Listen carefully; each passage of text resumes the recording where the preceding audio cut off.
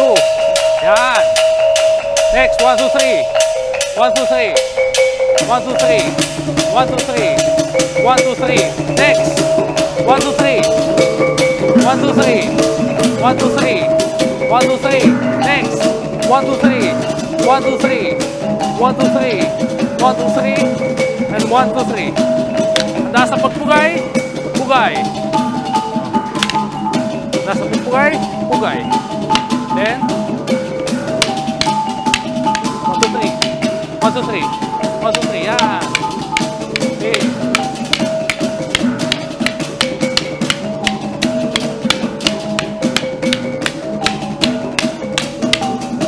Good. Next. Yan. Then.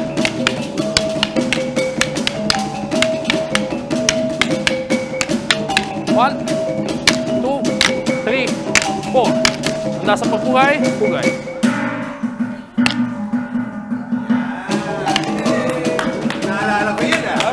Thank you so much. Good morning! Good morning po. Good morning po. Good morning po. Athletes mula sa Maginoong Mandirigma Filipino Martial Arts, October 19.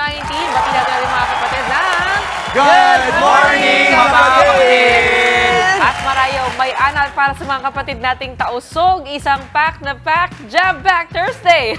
Ang ihahatid po namin sa inyo ngayong umaga dahil simula pa ng araw natin na may umaatikabong aksyon na ang bungad sa atin ng mga ating bisitang Arnis athletes. Yes, at para po sa iba pa nating kapatid, alam niyo ba na nasa batas na ito yung tinaguriang National Martial Arts ng Pilipinas. So under yan, Republic Act 9850, pambansang martial arts natin ng Arnis. Sa ibang parts ng Pilipinas, na tawag yun eskrima, kali, saka iba, garote naman. Tapos sa mga ibang probinsya, tawag din nila dyan, pananandata, pagkali-kali, at iba pa. Oh, di ba? At Jess, ito ba? Sabi mo, nasa batas yan. Oh. Pero pag marunong ka mag-arnis, Oh, ikaw ano? ang batas, Pero ito pang fun fact, Jess, no? Isa sa mga rason, no? Kung bakit ito ang ating pambansang martial art at dahil halos walang impluensya ng dayuhan ang sports na ito. Sa tala ng mga historian, bago pa man dumating ang mga Kastila noong 1500s, nag-a-arnis na ang mga ninuno natin sa bansa. Diba? Talagang pure Filipino. O, ito pa isang fun fact, ha? Alam niyo bang si Justin ay varsity pala ng sport na ito nung high school. Kita mo naman, kaya alam niya yung paikot. Kaya ngayong umaga siya raw ang batas. O yun! Tagal na nun. Mga 5 years ago lang yun. Okay. 5 years ago. Dito namin napatunayan na Pinoy ka talaga. Ayun na! Ayun na! Susubukan ba natin yan? Pa-sample ba? Sample? Mamaya. Sige. Mag-banding muna tayo sa ating mga bisita. Kausapin natin ang ating tatlong Arnings athletes, Francis, Jaime, and James. Good morning. Jasper. Good morning, kapatid. Good morning, mga kapatid. Sa dami ng mga martial arts, iba-ibang martial arts, iba-ibang sports. Francis, bakit ka ba naakit dito sa... Ay, sino ba may mic? Ikaw, bakit ka naakit sa Arnis?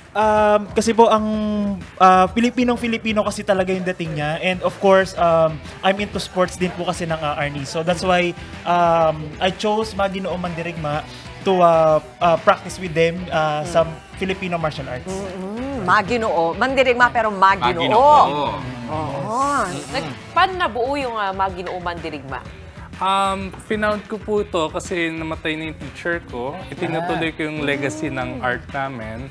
And ginawa ko tong Maginoo Mandirigma kasi ang term na Maginoo is gentleman and warrior. So it's a gentleman warrior ka.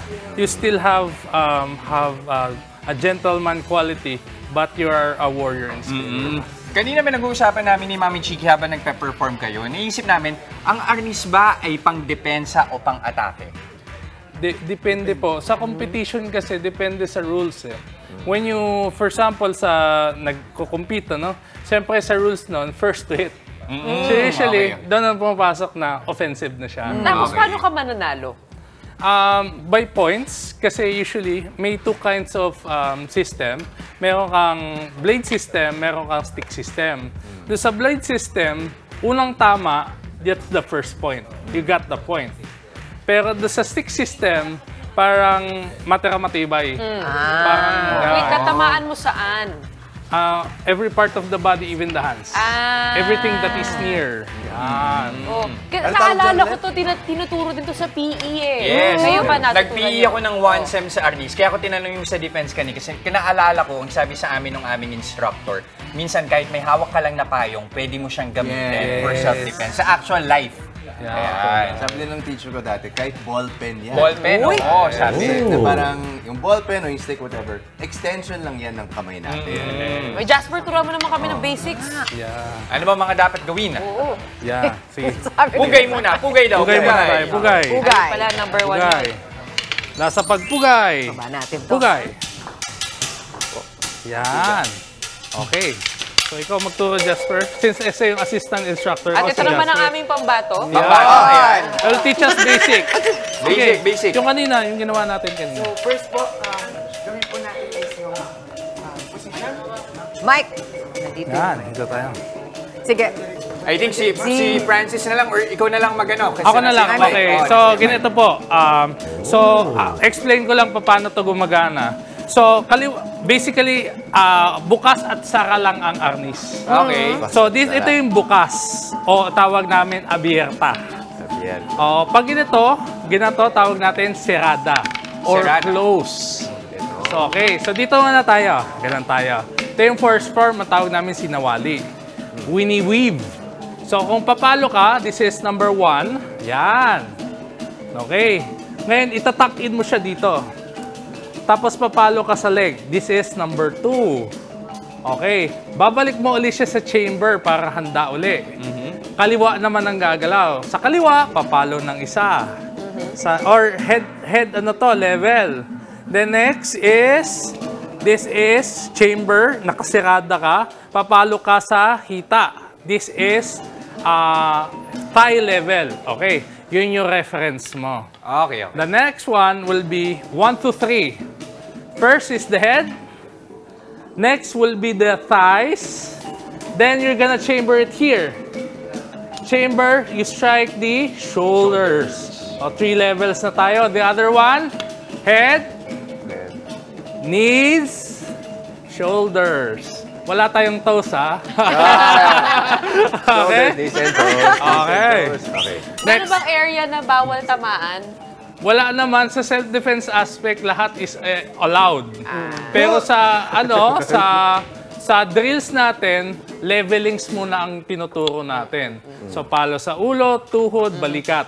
High, low, and middle. High, low, middle. Okay. Next, gagawin natin. Gusto niyo ba matuto ng alternating naman? Game. So, ang gagawin natin ngayon is abierta, serada. So, this is abierta, this Parang is sayaw eh. serada. Abierta Oo nga. siya. Mga mami, kunin nyo yung mga payong sa bahay. Gayaan nyo kami. Kaya nyo to. Of course. Payong So, kapatid. ang gagawin natin, uno muna dito. Sa head level, then sa chamber, lagay nyo sa balikat. Papalo kayo sa hita. Yan yung alam ko. Okay. A-out natin ngayon. Ngayon, itong nasa balikat, papalo natin sa ulo. Then, babalik nyo dito sa armpit. Parang Left choreography. side naman. Pala yun. Okay. Ngayon, papalo naman tayo sa ulo. Okay. Chamber mo ngayon dito. Chamber. Yan. Then, papalo naman sa hita. Ilalabas mo uli. And papalo sa balikat or sa ulo. And yan ang double sinawali. Galing. So ngayon, pwede kayo Yan, Double pwede sinawali tayo. partner-partner. Yeah, of course. Tingnan natin Ito kung na alam si ni Justin. Pugay mo na tayo. Pugay. Yan. Kung maalala ko pa, ha? So, dito tayo. Go! Oo. 1, 2. Yan. Oha, oha, oha. Yan. Yan. Okay. Ulakan tayo. Jaime versus Yan. Oh. Justin. Turn tayo. Yan. There. Ay, Galing, marunong. Galing. Sorry na, balik tayo. Good. Okay, pugay. Pugay. Thank you so much. Nice one. Galing ka na. Alam mo na. Pag wala ka ng trabaho. Yun na. Pwede magamit ng mga mami yan. Kapag ayaw kumilos ng mga tao. Oh, di ka kikilos. Oo, yung mga anak Eh, ninyo. kamusta naman tayo, yung bansa natin, pagdating sa Arnis, di ba, alam natin yan, may mga lugar kung saan magagaling ang mga atleta doon. Yes, po. Kamusta? How are we doing? Maraming magagaling usually. On a national level, tinuturo naman to nationwide from our Department of Education and our national body ng ARNIS. Sa PICAF, for example, is nare-represent na natin Senator si Mig Zubiri, for example. Yan yung one of the head of PICAF. So, in-introduce niya siya sa sports. So, usually sa mga karating probinsya, Cebu, yung sa Mindanao, maraming hanggang dito po sa Luzon, implemented po. Kapag gusto ng mga kapatid natin na matuto nito, paano ba sila, pwede ba silang sumali? At saan ba sila pupunta? At ano bang pinakabata? Mga kapatid natin, chikiting. Pwede ba? Kapatid natin, sa lahat ng kapatid natin dito sa Pilipinas na gusto mag-aral, pwede tayong magsimula hanggang 6 years old, hanggang pinakamatanda na yung probably 80 years old. Wow! Ay, wow! Kasi nagturo sa akin ay 80 years old. Talaga? So hanggang sa pagkatanda niya at pagkamatay. Tsaka ito, walang pinagkaiba kung kababaihan o lalaki ang... Hanggang sa pagtanda po. Kahit po naka-wheelchair ka lang, kaya mo siyang gawin. Kasi may cultural aspect na pwede tayong mag-exercise aside sa natututunan natin yan. Ang graceful niyang tignan, ano? Ngayon, lumalaban kayo eh. Thanks. Parang sumasayaw. Wow! Ay, sa totoo lang! Salamat, Gretz. Parang sumasayaw. Parang may rhythm na So, ikaw, Justin, nakakadala. ano bang kinatuwaan mo sa ARNIS? Yun. Parang naalala ko yung high school days ko, grade school days ko. Tandaan niyo pa po. Oo. Hindi, sa lahat ng sport, bakit ito yung ginawa mo? Kasi ito yung may sticks. Parang Bakit kasi lang Ninja Turtles? Ninja Turtles. Parang si Leonardo. Ito rin yung magandang marinig ng mga nanay. Nakakadagdag ba ito sa inyong self-confidence? At yung feeling nyo na kapag kayo ay nasa panganib, ay meron kayo maaari yung depensa ng sarili? Kwento mo yung kwento mo yung I think nangyari sa'yo sa yung sakit na nakatulong sa'yo. Yan. Personally, I have seizure disorder. So, nakuha ko yun, bata pa ako. Pero since nung nag-start ako ng martial arts, particularly with ARNIS, with Guru Jaime, unti-unting na-develop yung aking reflexes, which is, sa seizures kasi yung reflexes ang unang naapektuhan. But in ARNIS, nakakatulong din siya as a sport, as an exercise. So, yung nerves, nakakatulong din siya para mas gumaang yung flow ng blood. Uy, maganda yan! Nice. May ano din talaga. May Kasi trend nga, din. kailangan mabilis ka mag-react, no, doon sa kalaban mo. Kita nakikita natin yung videos nila, parang may suot na, parang para sa fencing. Headgear. Nakuha po natin yung galing sa kendo na minodified po natin, ginawa natin sa sarili natin. Masakit po yun. Oo. Yes. So, Pero pag may padded naman, okay lang naman. Parang masakit nga ang bata mahal. Kakaperning pa rin eh. Ito, no? At marinig mo, parang ting! Okay, maraming Pero salamat babalik sa pa sila inyo, mamaya. Mandirigma! May mga ituturo pa sila sa atin mamaya. No? Yung mga practical na lessons po. kung saan natin pwedeng ma-apply ang ARNIS. Maraming salamat dahil nilabas niyo ang talento ng aming kapatid na si Justin. Yes, yes! Kaya naman, tara salubungin po natin ang araw ng may ngiti at pag-asa. Ako po si Gretchen Ho. I-motivate lang ang sarili, galingan lang palagi at magsilbing inspirasyon sa iba pa nating mga kapatid. Ako po si Jess De Los Santos. Galaw-galaw na mga kapatid at subukan mag-exercise o di kaya ito, mag-ARNIS, no? Para naman mas madagdagan pa ang ating energy at pampahappy. Ako po si Justin Quirino. At syempre, mauna sa ating mga balita sa Frontline sa umaga, mga mainit na updates sa ilang pangyayari sa loob at labas ng bansa. Ako po si Chikiro Wapuno. Kaya naman ang bati namin sa inyo mga ate, kuya, nanay, tatay, lolo at lola. Good morning, kapatid! Okay, medyo ma-action yung simula ng show natin, pero medyo lalabutan natin ng paunti. Sa iba pa nating mga hinanda. Handa na ako mag-action. Mamaya, ituturo pa sa atin ng Mandirigma Filipino Martial Arts School ang ilang practical application na ating pambansang martial arts na ARNIS. Abangan yan. Pero ito, for extra dose of energy para dyan, titikman natin ang power at healthy dish na beef broccoli ng ating resident morning doctor, Doc Dex Macalintal, sa Sandok ni Doc. At speaking of power, mabilib sa sipag at saga ng aming nakilalang lola. Sa kabila ng kanyang edad, umaarangkada pa sa kalsada bilang tsuper. Ang kanyang kwento ibabahagi sa Women Power. At sa ibang isyu naman, natupok na ang kabuhayan at tirahan na walan pa ng mahal sa buhay. Sa trahedya tulad ng sunog, paano nga ba tayo makakabangon? Yan naman ang tatalakayin natin sa Payong Kapatid. At sa kainitan ng gulo ngayon sa Israel, maraming mga kababayan natin ang naiipit. Kasunod niyan, sasagutin natin ang ilang katanungan ng mga kaanak pati na rin ng mga Pinoy na naapektuhan mismo sa gulo abroad. Kung paano sila makakauwi, ang kanilang mga dokumentong dapat ihanda at iba pa, hihimayin natin yan sa Legal Bato. At sa mga umaksyong balita naman sa Frontline sa umaga. Kampanya ng mga tumatakbo para sa nalalapit na barangay at SK elections simula na.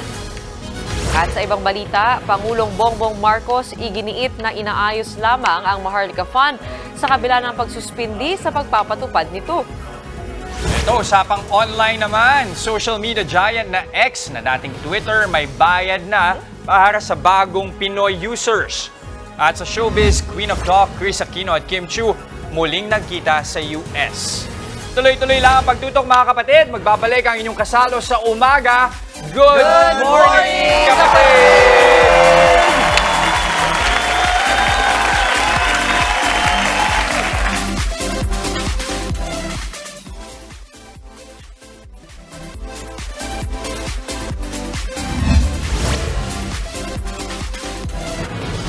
Narito na ang mga umaksyong balita ngayong araw. Ihatid namin mula mismo sa Frontline sa umaga.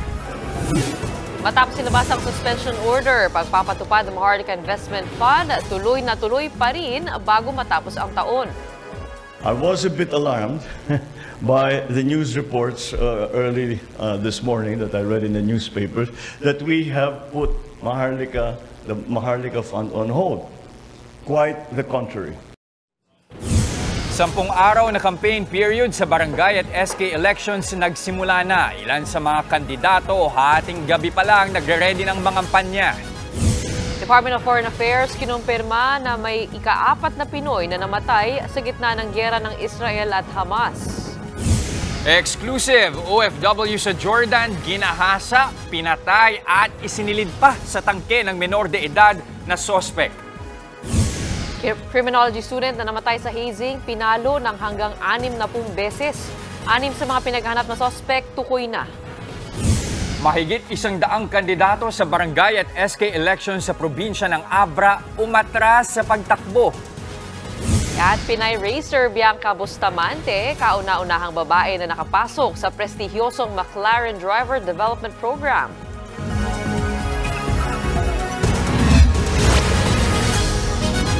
Formal nang binuksan ang 10 araw na campaign period para sa mga tatakbo sa barangay at sangguniang kabataan elections. Kanya-kanyang diskarte ang mga taga-suporta para ibida ang mga sinusuportahang kandidato. Nasa frontline ng balitang yan si Dave Abuel. Pagpatak ng hating gabi kanina, kanya-kanya ng paskil ng campaign materials ang mga taga-suporta ng iba't ibang kandidato ng mga barangay sa Maynila. Ngayong araw ang una sa 10 araw na campaign period para sa barangay at sangguniang kabataan elections. Sa barangay 448 Zone 24, siniguro ng residenteng ito na hindi basta-basta malalaglag ang 10 tarpaulin na ikinabit niya. Para ito sa kanyang anak na tatakbong SK Kagawad. Pawang mga donasyon daw ito ng mga sumusuporta sa anak niya. Siniguro rin daw nilang may permiso bago magkabit ng campaign materials sa mga pampribadong property. Kaya lang, nagpaalam naman kami kasi kami yung katapat na bahay. Bago mag-eleksyon, tatanggalin din naman kagad yan. Ganito rin ang diskarte ng mga supporter ng isa namang kumakandidatong barangay chairman sa barangay 532 Zone 53. Alam din nila ang mga dapat tandaan tungkol sa sukat at lugar na pwedeng kabitan ng mga materyales. Sa pagkakabit po ng tarpaulin, kailangan magpapaalam ka sa bahay-bahay. Ngayon, kung hindi papayag, hindi pwede. Sa size po sir, ano po? 2x3. Ang ilan may pa-campaign jingle din para sa napupuso ang barangay chairman. At pinatugtog ito habang nagkakabit ng mga tarp sa designated common poster area sa barangay 345 Zone 35. Sa isang malaking plywood naman nila ipinapaskil ang mga tarpaulin na sakto raw sa mga itinakdang sukat ng COMELEC. Pinagsama-sama lang po yung mga kahoy para maitayo yan. Tapos yan na po. Yung ginawa po namin is parang billboard pero common ano po siya.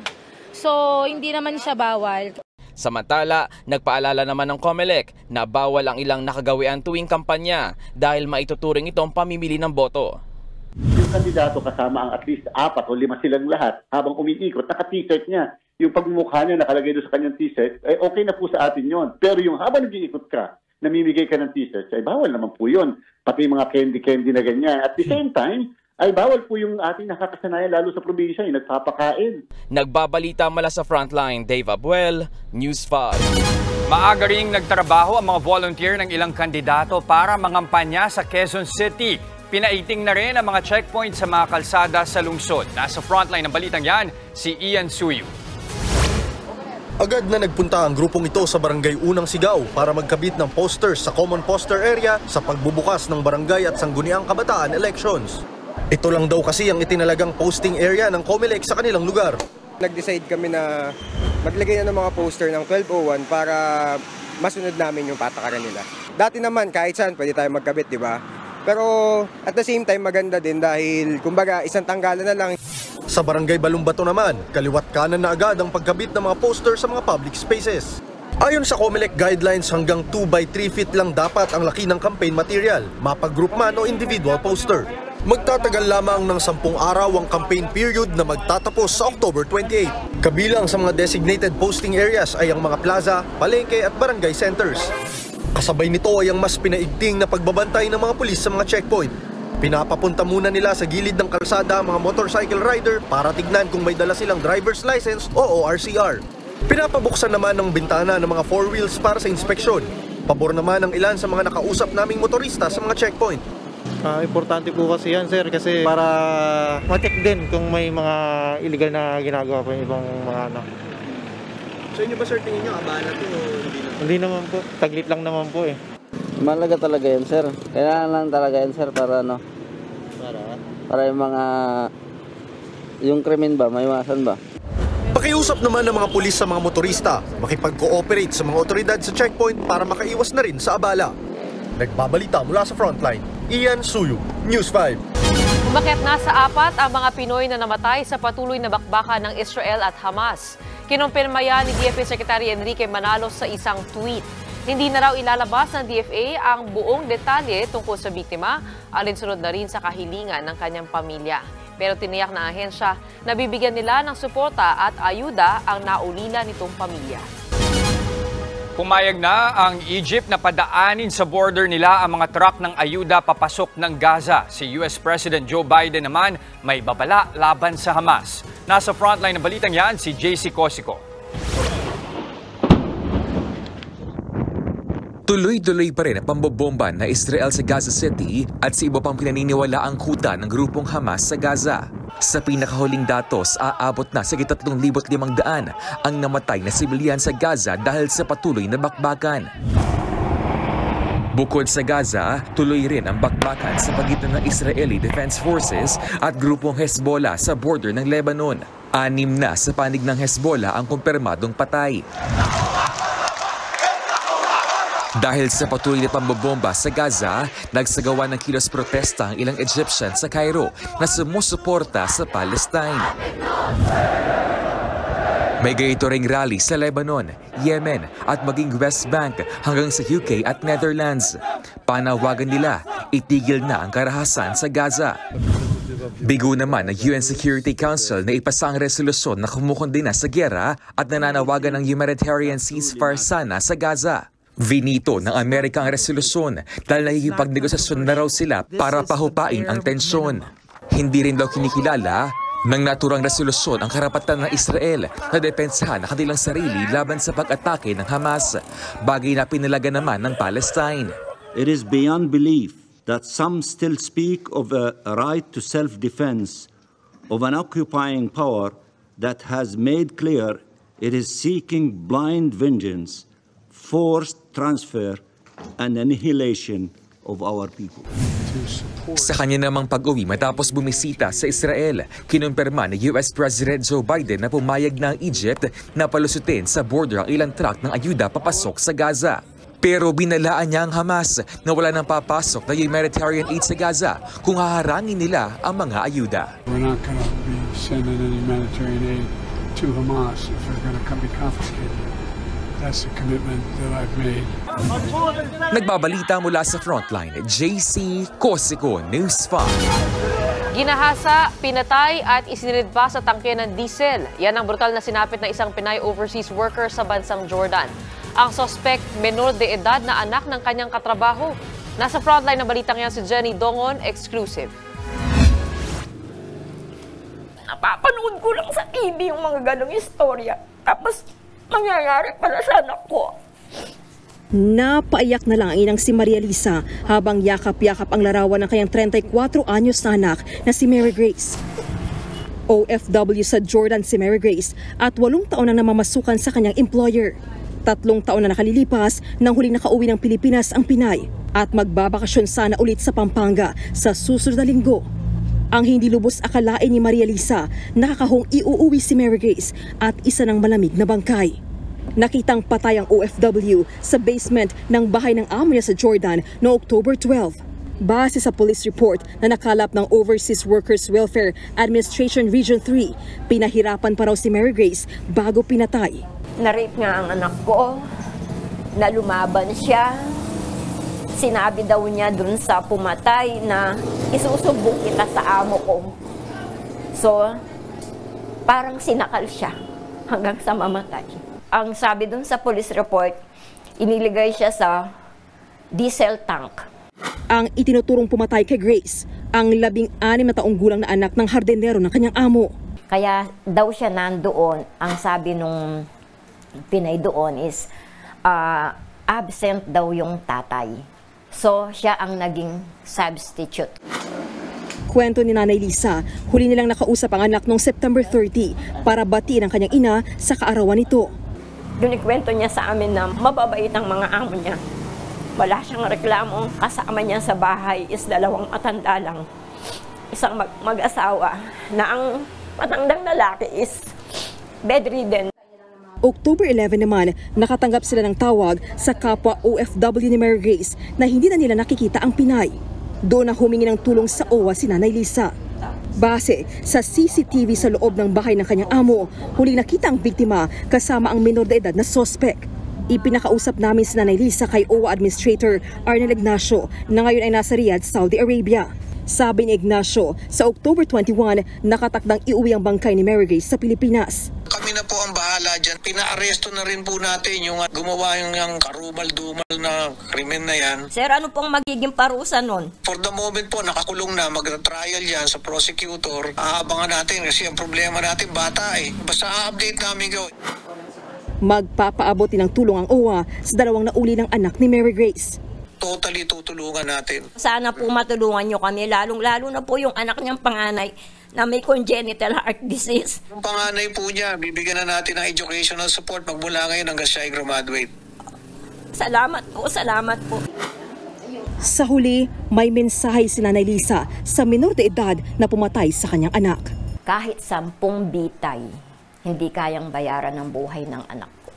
Kung pwedeng akong pumatay sa kanya, gagawin ko.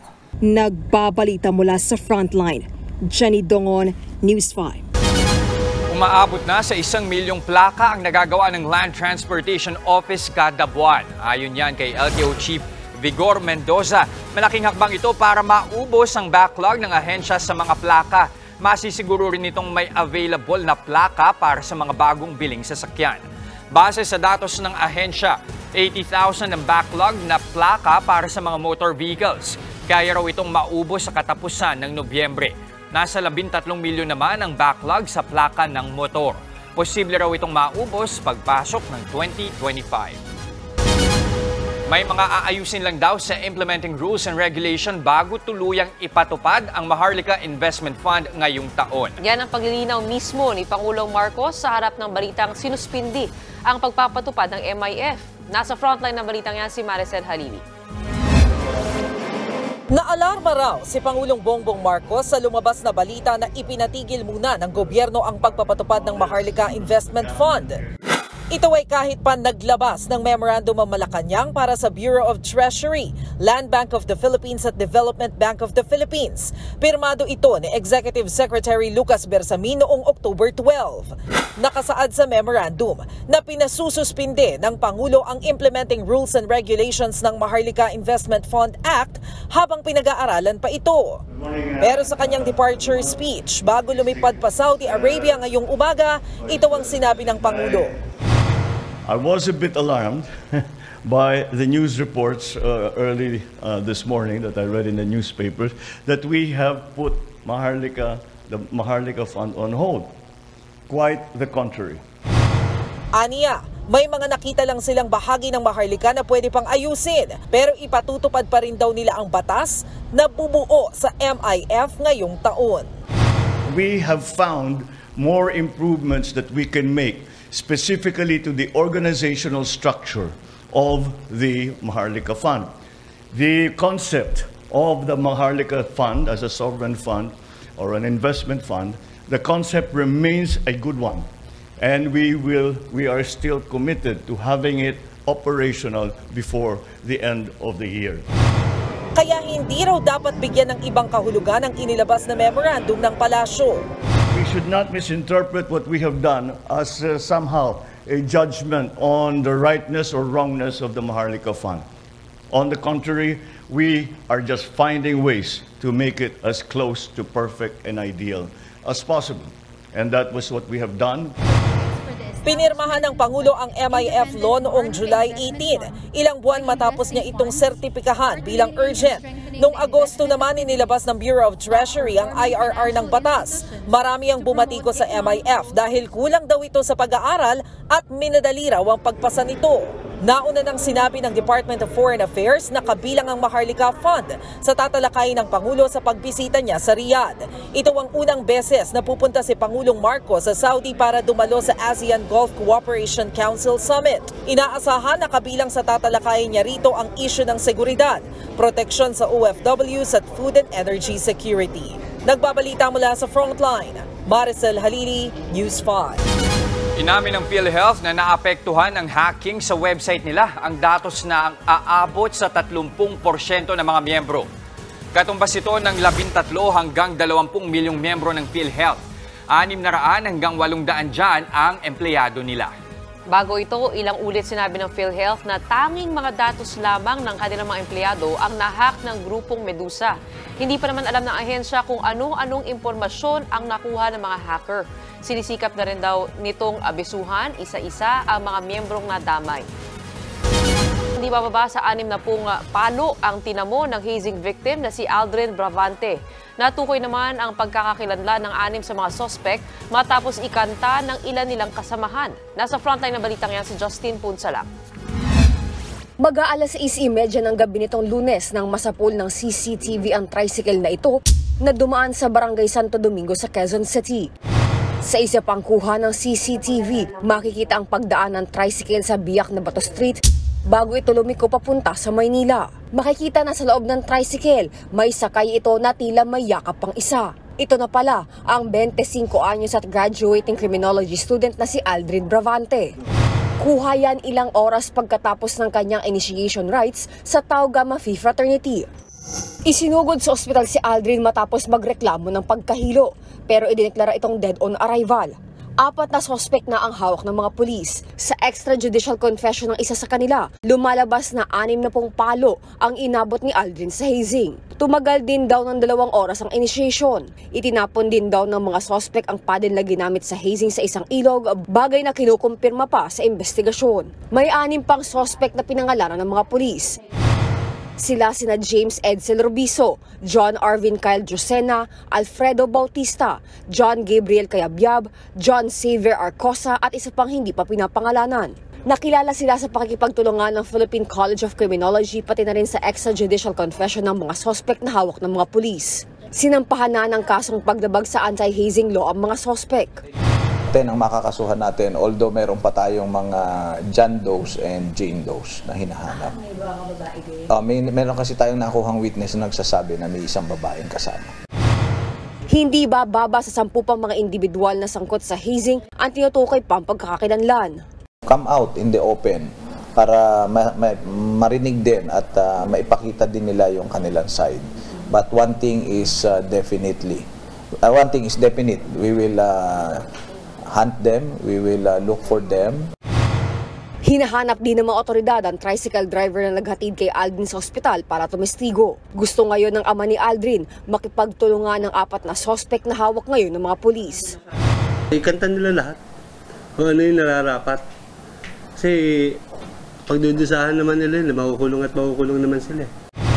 Sa bahagi naman ng PCCR, sinabi nitong i-expel nila ang mga estudyanteng mapapatunayang sangkot sa hazing. Sa ngayon ay nakaburol na ang mga labi ni Aldrin sa Imus, Cavite. Humingi naman ng tulong ang pamilya para naman makauwi ang nanay niyang OFW na nasa Oman. Nagbabalita mula sa frontline, Justine Punsalang, News 5.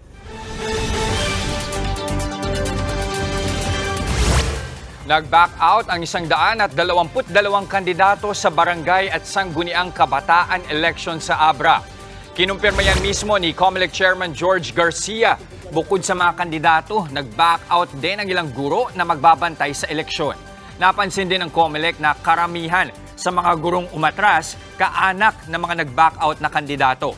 Ngayong araw na ang simula ng campaign period. Kasabay niyan, gumugulong ang investigasyon kung pinagbantaan ba ang mga umatras na kandidato.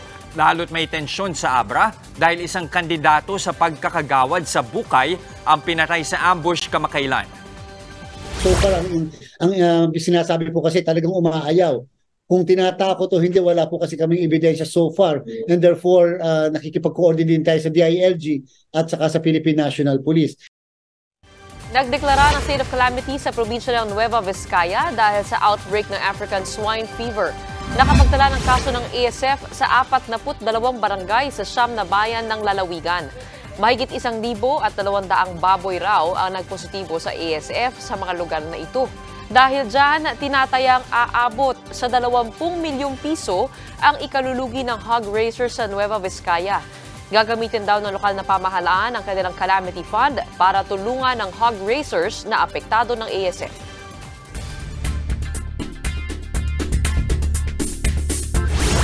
Nako, may bayad na para sa bagong users ng social media app na X. Kailangan magbayad ng 42 pesos and 51 centavos kada taon ang mga bagong users sa Pilipinas kung gusto nilang makasali sa mga diskusyon sa platform.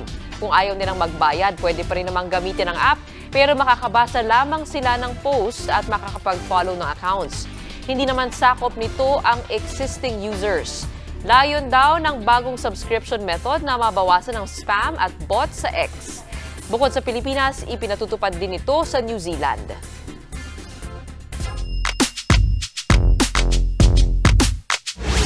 Patuloy ang miserableng kampanya ng UST Tigers sa UAAP Season 86 Men's Basketball matapos tambakan ng Ateneo Blue Eagles. Kumawala sa third quarter ang Ateneo at tuluyang iniwan ng UST tungo sa panalo 97-77. Ito ang ikatlong panalo ng defending champs sa 6 na laro. Ang Tigers naman 19 na sunod na laro ng natatalo mula pa noong nakaraang taon. Nakuha naman ng NU Bulldogs ang ikatlong sunod na panalo matapos patumbahin ang UE Red Wire 68-49. Ito ang ikalimang panalo ng Koponan sa 6 na laro. Natakasan naman ng FEU Tamaraws ang Adamson Falcons sa isang low-scoring game, 49-46. Matapos ang 0-4 na simula, 2 sunod na laro na ang naipanalo ng Tams. At syempre nananatiling malinis ang record ng UP Fighting Maroons matapos matalo ang De La Salle Green Archers. Tumasok ang jumper ni Jerry Abadiano sa huling 1 minuto ng laro para mapalamang at kalaunan maipanalo ang UP 67-64. 6-0 na ang record ng Maroons. Ito, female pride naman. May panibagong milestone ng Pinay racer na si Bianca Bustamante. Siya kasi ang kauna-unahang Pinay na nakapasok sa prestigyosong McLaren Driver Development Program. Inanunsyo ito mismo ng McLaren sa kanilang social media accounts. Dahil dyan, ay inaasahang isusuot na ni Bianca ang iconic orange uniform ng McLaren sa 2024 F1 Academy. Very excited naman daw si Bianca na maging part ng Papaya family. Malayo na nga raw ang narating niya mula sa pagmamaneho ng racing kart sa Pilipinas. Kabilang sa mga racer ng McLaren Driver Development Program, si 7-time world champion Lewis Hamilton.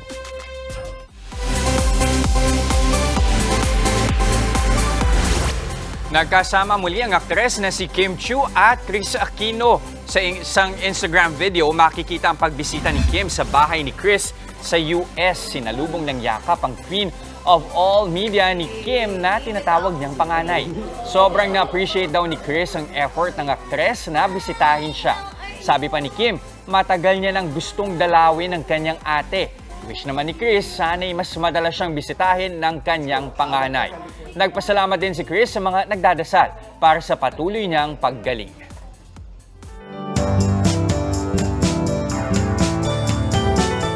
Kakaibang ginig ang hatid ng isang Halloween-themed na pasyalan sa Maynila. Ang werewolf at Japanese horror display matatagpuan kasi sa gitna ng Snow World. Nasa frontline ng balitang yan, si Laila Pangheninan. Sa mga naghahanap ng literal na chilling Halloween experience, achieve na achieve yan dito sa Snow World, Manila. Dinagdagan pa kasi ang snow machine sa pasyalan na umaabot sa 15 degrees Celsius below zero ang lamig. Bago ang Christmas season, nakabihis Halloween muna ang atraksyon. May mga manananggal, bungo, puntod, white lady, at mga naka-costume na multo at snow werewolf. Kung habulin man nila kayo, huwag tumakbo para iwas disgrasya. Walang nananakot dahil baka delikado eh. Baka madapa. No, we cannot do that kasi snow, delikado. Baka may madapa, baka ano. So they are there, they pose for pictures. Inspired daw sa isang Japanese horror story ang tema ng Snow World Manila ngayong Halloween. Meron Japanese na story about a young girl who died in a snowstorm. Tapos pag may snowstorm daw, sabi, it is believed, lumilitaw siya, yung snow ghost, to help save yung mga pwedeng maging victims of another snowstorm. Sa mga takot naman sa ipis, siguradong mapapatili kayo sa mga gumagapang na giant ipis video graphics sa second floor. Pero gaya sa tunay na buhay, pwede mong apakan ang mga ito. Isa sa mga ipinagmamalaki ngayon ng Snow World Manila ay ang kanilang bagong added feature na tinatawag nilang interactive LED floor. Kung makikita nyo, kala nyo simple yung mga isdang lumalangoy lang yan, pero kapag tumakbo or naglakad ako sa screen, may mga tubig-tubig din. Ay, yung isda baka maapakan ko. Ang saya! Kung gusto mo naman ang summer feels, suwak ang video floor ng beach. Kapag naglakad ka, mag-iiwan ka ng footprints in the sand. Kaya sabi nga, parang combination ng summer at winter at the same time. First din dito wala pang gumagamit niyang video floor. Pang Halloween pa lang yan Kabang-abang din ang pasabog nila sa papalapit na Kapaskuhan. Bukas ang Snow World Manila mula Huwebes hanggang Linggo, alas 2 ng hapon hanggang alas 10 ng gabi. Nagbabalita mula sa frontline. Laila Pangilinan, News 5. Ready na para Halloween. Ang saya! Ang saya! Pag si Laila nagkwento, di mo alam kung matutuwa ka o matatakot ka. Basta may intriga ka, gusto mo puntahan. Di ba? Masaya pa rin eh. Gusto mo talagang puntahan. Thank you, Laila. At abangan mamaya sa Legal Bato, live na tatalakayan ni Atty. Buko ang mga dapat gawin ng ating mga kababayang nadadamay sa gulo sa Israel. At sa Women Power naman, mabibilib kayo dito, 74-year-old super lola. Wala raw balak tumigil sa pamamasada. Wow! At sa sandok ni Doc, healthy recipe na beef broccoli. Tuturo sa atin ni Doc Dex Makalinta live. Huwag kayong aalis, nung babalik pa niyong favorite morning kasalo ang... Good morning, kapatid!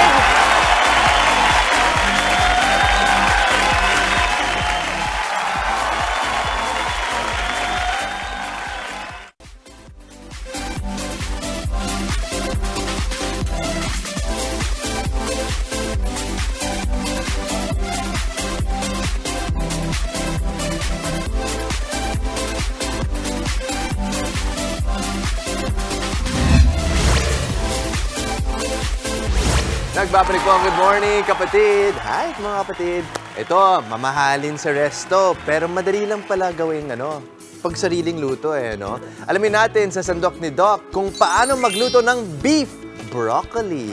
Tuturuan tayo ng ating registered nutritionist dietitian na si Doc Dex Macalinta. Hi, Justin. Good morning, mga kapatid. Doc Dex. Ayan. So, ngayon, gagawa tayo ng beef broccoli. So, grabe, Doc Dex. As a good boy, healthy na naman tayo. Yes, of course. Wow. Kami kasi ni Justin dito, good boys kami. Kami good boys ng Good Morning, kapatid. Of course, Doc Dex. Yan. So, ito, syempre, beef broccoli nga siya. So, meron tayong beef. So, itong beef natin ay pinakuluan natin. Pinakuluan natin itong beef natin at saka nilagay lang ng konting soy sauce, pampalasa.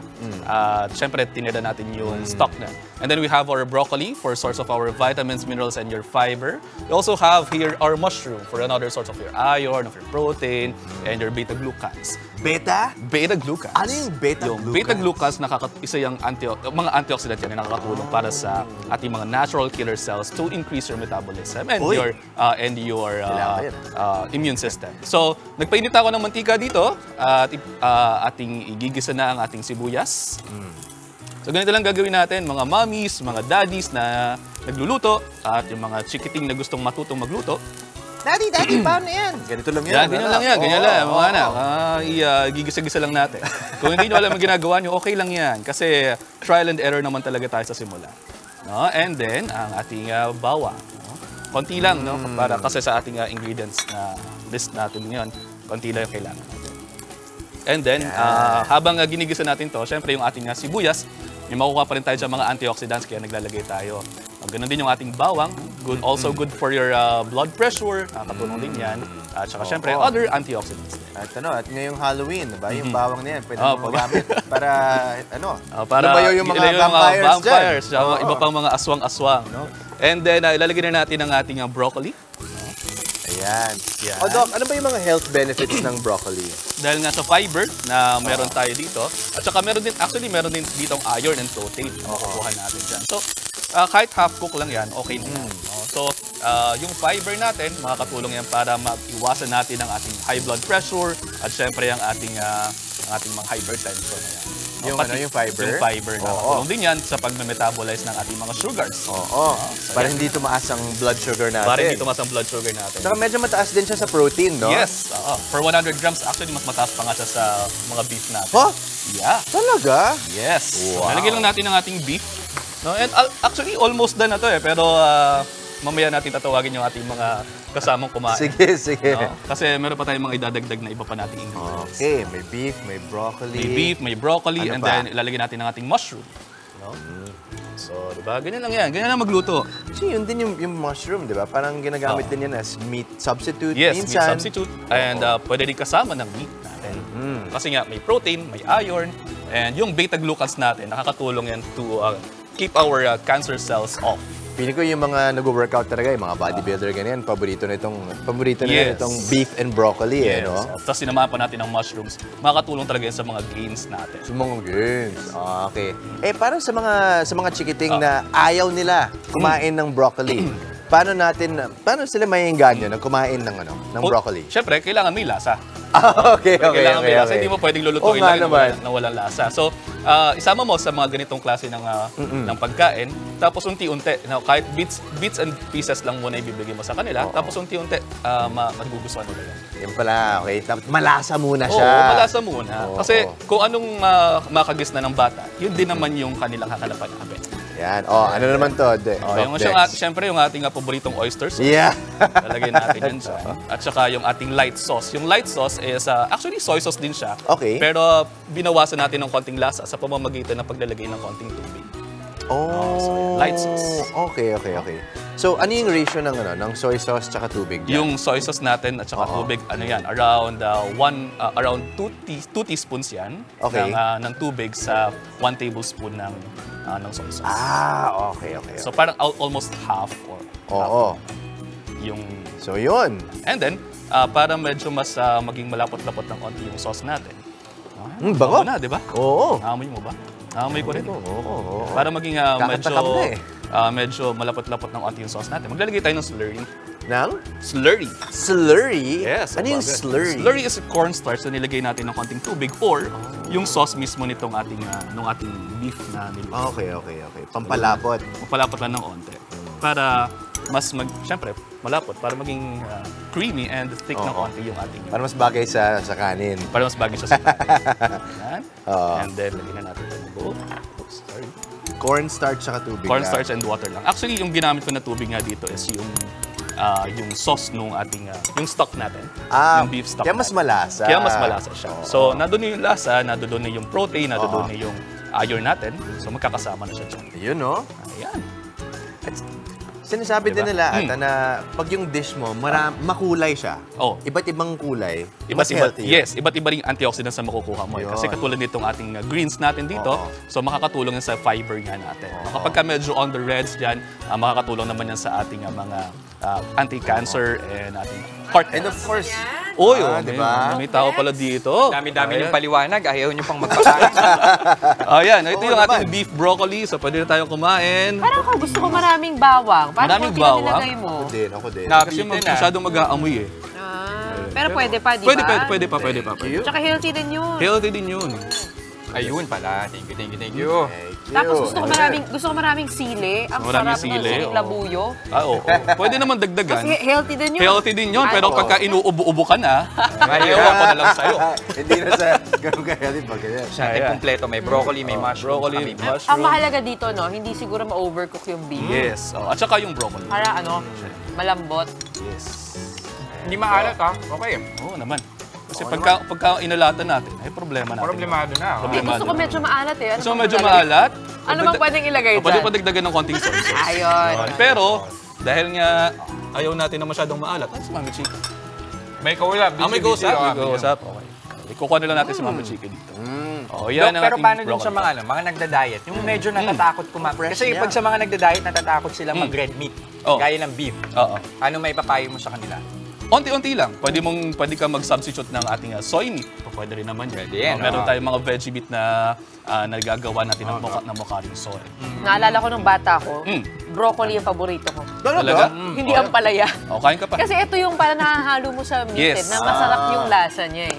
Natatago mo yung lasa ng gulay. Para sa mga batang hindi mahilig sa veggies, di ba? Pwede nyo subukan yata ng beef broccoli. Briefly lang Briefly lang. Pwede mo lutuin. Very briefly nyo lang lulutuin nga kasi. Galing mo doon. Tama ka doon.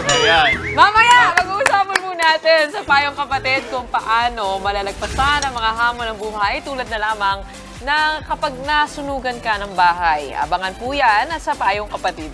At sa Legal Bato, abangan ang mga payong legal ni Atty. Buko para sa mga naipit sa gyera. I-discuss niya yan briefly. Live na live. Briefly. At eto, speaking of briefly, nagagawa niya to sa Women Power Lola GP driver. Hinahangaan sa Valenzuela dahil hindi briefly nagmamaneho ng jeep. Ay, habang buhay na ata eh. Yan. Huwag kayong alis. Babalik pa ang paboritong morning kasalo. Ito ang Good Morning Kapatid!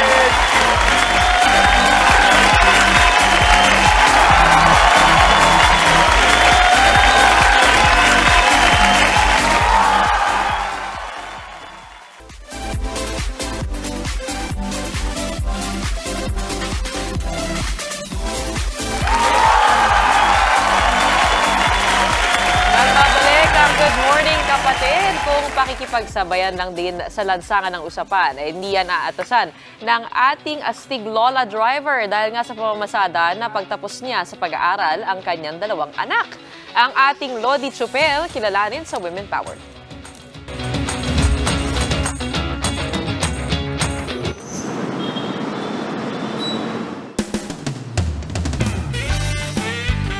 Sa pang-araw-araw nating biyahe sa buhay, kaagapay natin ang mga tsuper. Pero paano kung ang hari ng kalsada ay isang reyna? Meet Normina Makatsyag, mas kilala bilang Lola Mimi.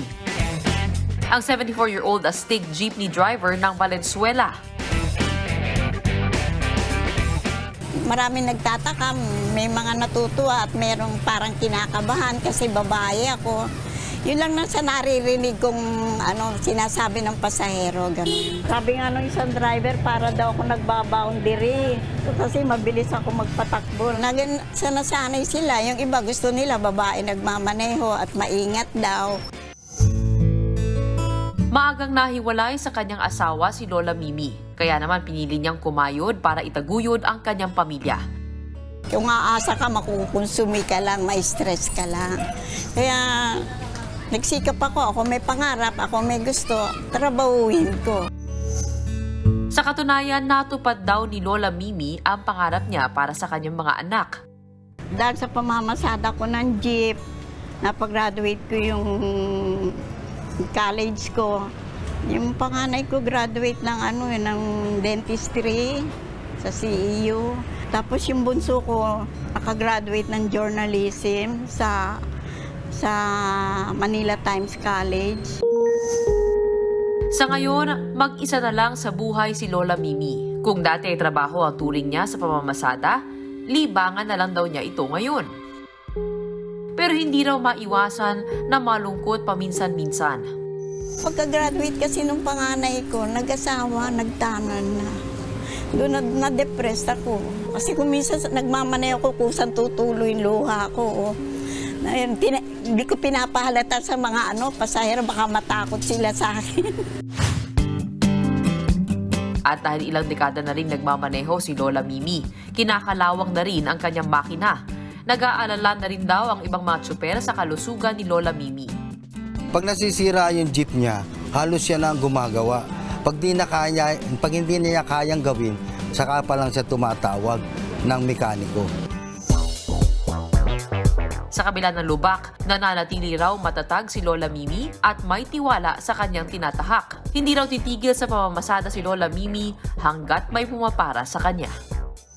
Bilang babae sa pagmamaneho ng public na sasakyan, para kung yung magaan na magaan yung pakiramdam ko, masayang-masaya ako. Yung mga senior citizen, huwag silang masyadong umasa sa mga anak o sa pamilya. Iba may sariling pera, iba nagsisikap sila. Hindi sila may stress din. Kasi at saka masaya sila pagka sila nakapagtinda, di meron pa silang kakwentuhan, may kakilala pa sila. Ganun, may pera pa.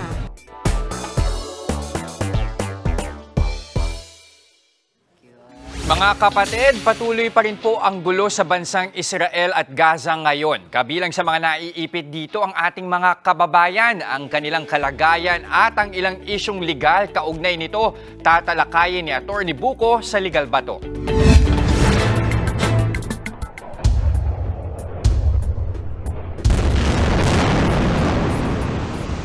October 7 nang magpakawala ng sunod-sunod na bomba ang grupong Hamas sa mga teritoryo ng Israel. Heto ang hudyat ng madugong pag-atake ng grupo sa kalaban. Matapos bumagsak ang bomba, mabilis lumusot ang pwersa ng Hamas sa mga barikada. Ang iba, nagparaglide pa papasok ng teritoryo ng kalaban. Walang habas ang Hamas na namaril sa mga sibilyan.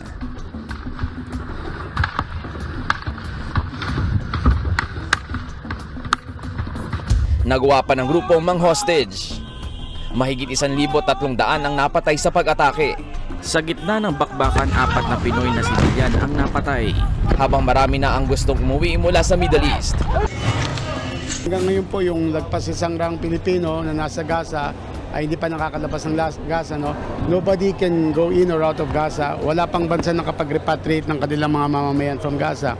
Ganun pa man, handa yung ating embahada sa Cairo na salubungin sila in case payagan na silang makalusot ng Rafah crossing papuntang Egypt. Right now, at least 78 have indicated na gusto nilang, well, they're ready at any time, no? Sa ganitong sitwasyon, paano nga baligtas na makakauwi ang ating mga kababayan pabalik ng Pilipinas? Ano nga ba ang sinasabi ng batas tungkol dito? Yan ang sasagutin ni Atty. Buko de la Cruz sa Legal Bato. At para himayin ang isyung yan, makakasama natin live sa studio si Atty. Buko de la Cruz. Parang ang tagal na. Welcome back po, Atty. Opo, at tamang-tama dahil napakahalaga nito pinag-uusapan natin. Unang tanong, Atty. Paano nga ba makakauwi ang mga kababayan nating na-trap sa gera sa Hamas, Israel? lahat po ng OFW sa abroad, no, na naipit sa giyera, sakuna, trahedya, epidemic, may karapatan pong makabalik sa bansa. No? Ang tawag po doon ay repatriation. Kahit po undocumented, may karapatang humiling na siya ay pabalikin sa ating bansa. Sa ilalim po yan ng Section 15 ng RA 8042 o yung pong Migrant Workers Act. Alam po ba ninyo na ayon sa batas, dapat maglaan ang pamahalaan ng 100 million pesos kada taon para sa mga repatriation programs. Hindi naman taon-taon nagkakaroon ng giyera or sakuna, di ba? So, naiipon yan. So, nakikarry over yun? Yes. Ang kailangan lang nilang gawin, lumapit sa pinakamalapit na polo. Yung parang labor office natin doon sa ibang bansa or sa consulate or sa embassy. Attorney, pinag-uusapan natin yung mga nakatira at nagtatrabaho doon. Para naman kung turista ka. Yung bayad mo na airfare pabalik Israel to Manila, sagot din po ba ng gobyerno? Yan. Ordinarily, hindi. Kung private at turista lang. Pero kung dahil sa giyera or kalamidad, no, may panganib sa iyong buhay, kaya nakansela yung flight, sa ilalim ng Air Passengers Bill of Rights, meron tayong ganun eh. DOTR at DTI naglabas ng joint circular noong 2012 pa. Pag nakansela ang flight mo dahil sa ganitong mga pangyayari, may karapatan kang ma-refund ng buo yung pamasahing dapat ay nagamit mo. Pero kailangan state of war. Yes. Kasama dapat dun sa mga criteria. Okay, pero attorney, paano kung domestic helper ka? Pero ayaw naman ayaw kang pauwiin ng amo mo. Sinasabi ng amo na dapat tapusin ang kontrata. Paano po yun?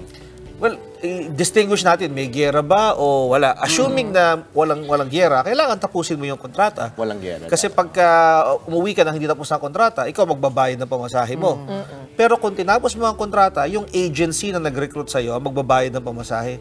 Pero kung may giyera, mandatory yun eh. Sa ilalim ng batas, Migrant Workers Act, kailangan kanilang payagang umuwi at sagot ng gobyerno. Hindi ng employer, hindi ng agency, sagot ng gobyerno yung pamasahe, lahat ng pasilidad para ikaw ay makabalik sa ating bansa. Yun lang?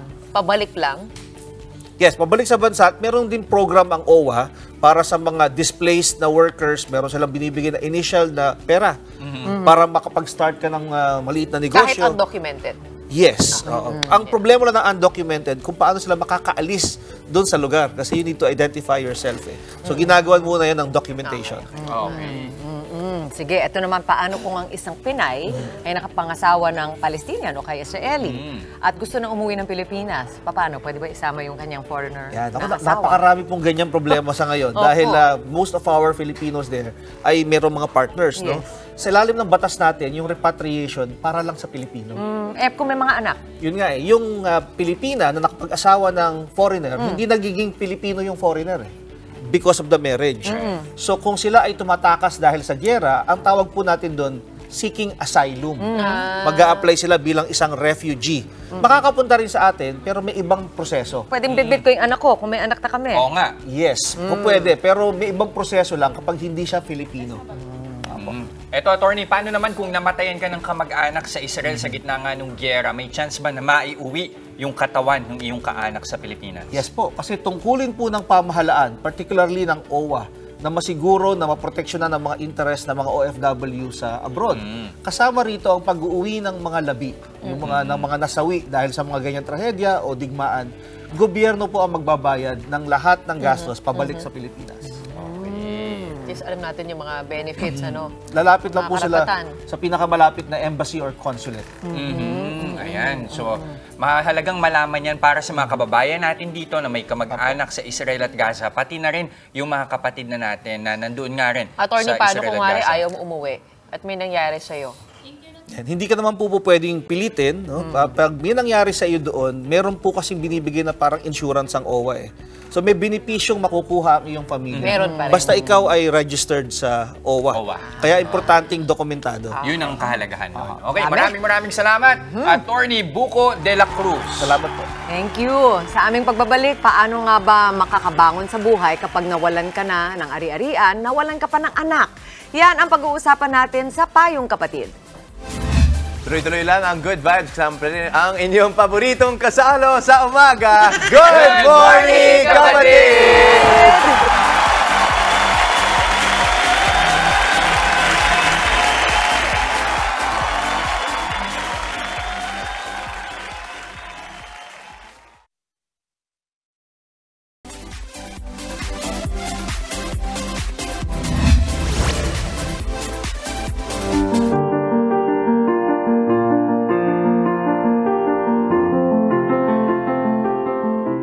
Matinding dagok sa buhay ang mamatayan ng miyembro ng pamilya, lalo na kung ang dahilan, trahedya, gaya na lang ng sunog. Yan ang pinagdaanan ni Belen Trinidad. Natupok na nga ang ipinundar niyang bahay, nawala pa ang pinakamamahal niyang unika iha. Kwento ni Belen, nagising na lang siyang nilalamon na ng apoy ang kanilang bahay. Tumakbo agad akong lumapalabas. Paglabas ko, tinawag ko siya. Sumigaw ako, Melanie, saan ka? Tapos pag-ikot ko dito, nandun pa pala sa kwarto. Kasi ka, mama, tulong. Hindi ako makalabas. Sabi ko, ba't hindi ka lumabas agad? Tapos kinuha pala niyang laptop na hinapos sa akin doon sa bintana. Yung laptop sa yung mga papeles. Wala raw nagawa si Belen kundi panuuring unti-unting tinutupok ng apoy ang kanilang bahay habang nasa loob si Melanie. Nawalan ako ng lakas. Noong time na yun, parang gusto nang bumigan yung katawan ko pero nilalabanan ko. Gusto ko pang sabuyan ng tubig. Wala na akong lakas magbuhat ng kahit tabo din ako nabibitawan ko ng tabo. Huli na raw ang lahat nang may dumating na tulong. Matapos mawalan ng anak, halos mapabayaan na raw ni Belen ang kanyang sarili dahil sa matinding lungkot. Hindi ako makakain, wala akong gana magtrabaho, wala akong gana makipag-usap. Tapos hindi ako makatulog kasi pag pumikit ako, parang nakikita ko yung apoy. Nagkaroon din siya ng trauma sa apoy. Nung burol niya, siyempre naglalagay ng kandila. Parang galit ako sa apoy na makita ko. Hindi lang ako makagalaw. Parang nainis lang ako pag makakita ako ng apoy. Makaamoy ako ng usok. Nawalan din daw ng gana si Belen sa pananampalataya. Ito naman sabing galit ako kay Lord. Pero nandun yung pagtatanong bakit. Ginagawa namin itong kulit sa simbahan. Hindi ko mag-iwasan magtampo, magtanong. Lagi mo ko hinihiling na iligtas mo kami lagi, lalo ng anak ko sa kapahamakan. Pero sabi ko, kabaliktaran ang nangyari sa mga dinadasal ko. Sabi ko sa kanya, ayaw kong mabaliw na. Mamatay na lang ako kaysa mabaliw ako. Naramdaman ko sa sarili ko na parang may kausap ako na nagagalit ako. May tinutumbok ako na dinuduro na wala naman. Kaya lagi doon ako, iiyak na naman ako. Labis naman daw ang panghihinayang ni Belen nang malamang may inaplayan pala noong scholarship si Melanie sa Germany. At natanggap ang approval letter nito lang Hulyo. Libre sana ang pag-aaral at biyahe. Pero hindi na ito mapakikinabangan ng kanyang unika iha.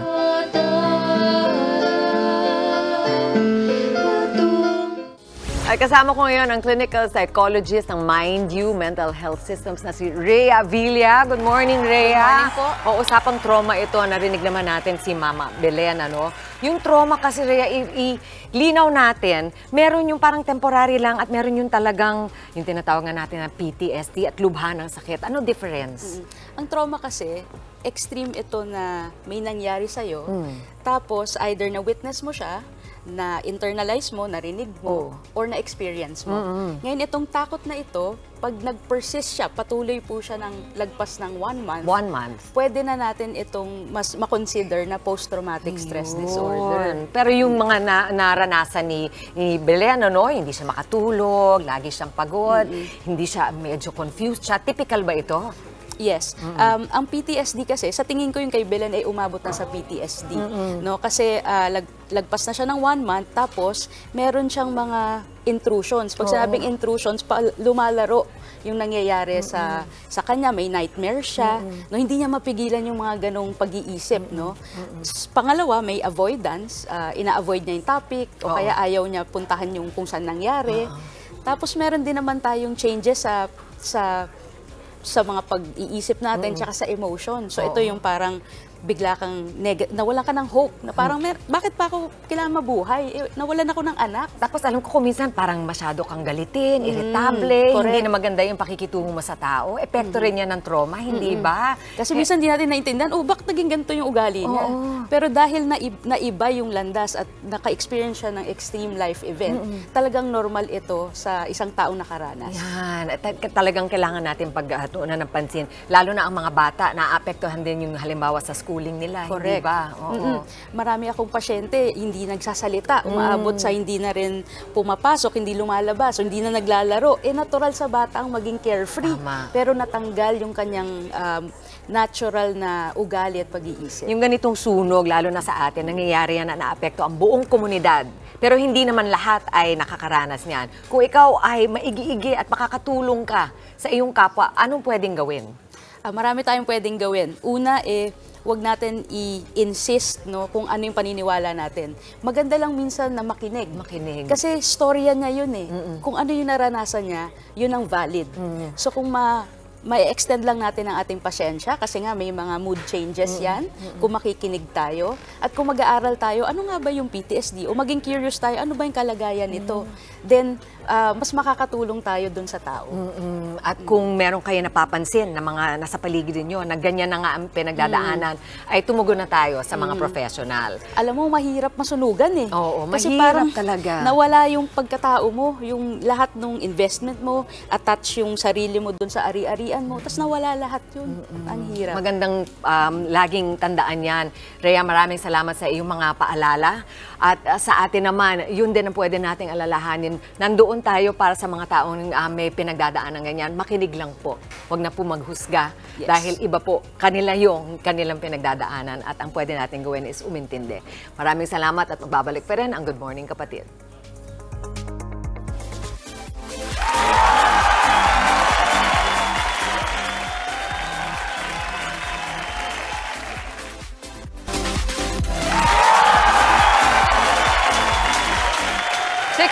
Days to go, Pasko na! Mami Chiki, Justin, Dexter. Matagal ko nang gustong sabihin ito. Ano yan? Matagal ko nang gustong sabihin na Happy birthday to you! Happy birthday! Happy birthday sa ating head writer na si Ian! Ito po ang responsable para sa araw-araw na galak na ipinapakita namin sa inyo. Yan! Natin ang napaka-hardworking na head writer namin, si Ian Luminario. Happy birthday, Ian! Kita-kits pa rin po tayo bukas, mga kapatid. At enjoy lang ang araw. Keep smiling! Yan ang paalala yun yung paboritong kasama sa umaga. Good morning!